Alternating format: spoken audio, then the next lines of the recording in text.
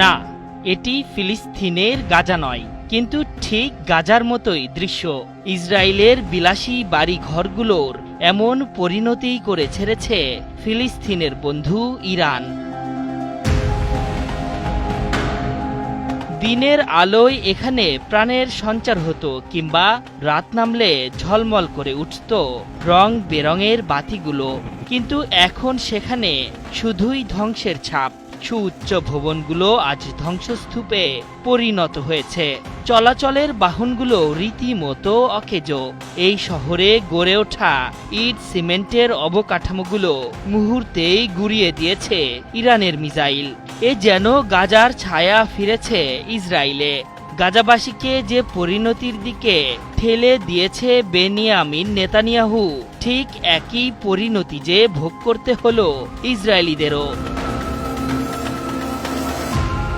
বার্তা সংস্থা রয়টার্সে প্রকাশিত ড্রোন ফুটেজে দেখা গেছে ইসরায়েলের প্রধান শহর তেল আবিবের দক্ষিণে বাতিয়ামে ভয়াবহ হামলা পরিচালনা করেছে ইরান। মূলত এই হামলাতেই এ শহর আজ মৃত্যুপুরীতে পরিণত হয়েছে।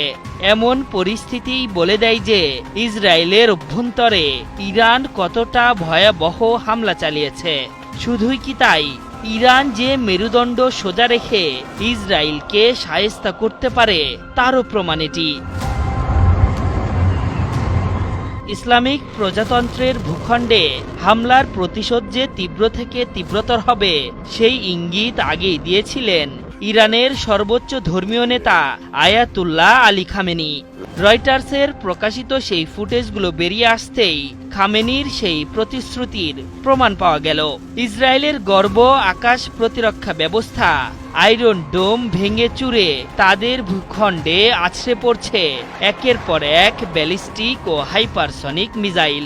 আর তাতেই চোখের সামনে নরকের দেখা পাচ্ছেন ইসরায়েলিরা। শনিবার মধ্যরাতে ইসরায়েলে দফায় দফায় হামলা চালায় ইরানি সেনারা। দখলদারদের দক্ষিণ ও উত্তরাঞ্চলে বিমান ও ড্রোন হামলা চালিয়েছে খামেনির সরকার। এই হামলায় বাতিয়ামে ৩ জন নিহতের পাশাপাশি প্রায় শতাধিক আহত হয়েছেন। এছাড়া দখলদারদের উত্তরাঞ্চলীয় শহর তামারায় ৫ জন নিহত হয়েছেন বলে ইসরায়েলি সংবাদ মাধ্যমগুলো খবর দিয়েছে। ইরানের পরমাণু স্থাপনাকে লক্ষ্যবস্তু বানিয়ে হামলা করেছে নেতানিয়াহু বাহিনী।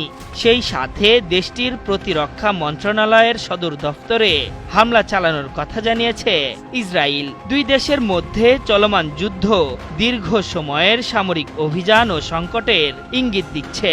এরই মধ্যে বিষয়টি নিয়ে মার্কিন প্রেসিডেন্ট ডোনাল্ড ট্রাম্প জানিয়েছেন, দুই দেশের এই সংঘাত সহজেই থামিয়ে দিতে পারি, এমনকি তাদের মধ্যে একটি চুক্তিও করে দিতে পারি। আশরাফুল ইসলাম, ৭১।